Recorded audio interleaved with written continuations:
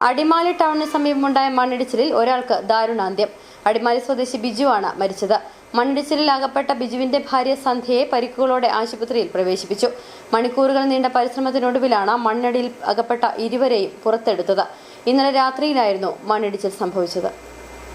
ഇന്നലെ രാത്രി 10:30യോടെയാണ് ദേശീയപാത 85-ൽ അടിമാലി ലക്ഷം വീട് ഭാഗത്ത് വലിയ തോതിൽ മണ്ണിടിച്ചിലുണ്ടായത്. ദേശീയപാതയോരത്തു നിന്നും വലിയ തോതിൽ മണ്ണിടിഞ്ഞ് താഴേക്ക് പതിക്കുകയായിരുന്നു. ഈ ഭാഗത്തുണ്ടായിരുന്ന വീടുകൾക്ക് മുകളിലേക്കാണ് മണ്ണ് പതിച്ചത്.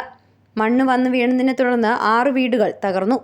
മണ്ണിടിച്ചിലിൽപ്പെട്ട് അടിമാലി സ്വദേശി ബിജുവിന് ദാരുണാന്ത്യം സംഭവിച്ചു. ബിജുവിന്റെ ഭാര്യ സന്ധ്യയ്ക്ക് പരിക്ക് സംഭവിച്ചു. ഇവരെ ആശുപത്രിയിലേക്ക് മാറ്റി. രക്ഷാപ്രവർത്തകരുടെ മണിക്കൂറുകൾ നീണ്ട പരിശ്രമത്തിനൊടുവിലാണ് ബിജുവിനെയും സന്ധ്യയെയും പുറത്തെടുത്തത്. മണ്ണ് വന്ന് വീണതിനെ തുടർന്ന് വീടിനുള്ളിൽ കുരുങ്ങിയ നിലയിലായിരുന്നു ഇരുവരും.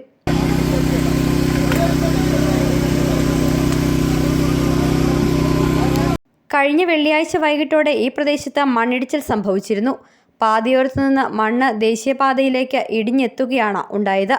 ഈ മണ്ണ് നീക്കി ഗതാഗതം പുനഃസ്ഥാപിക്കാനുള്ള ശ്രമം തുടരുന്നതിനിടയിലാണ് ഇന്നലെ രാത്രി വീണ്ടും പ്രദേശത്ത് ശക്തമായ മണ്ണിടിച്ചിൽ ഉണ്ടായത്.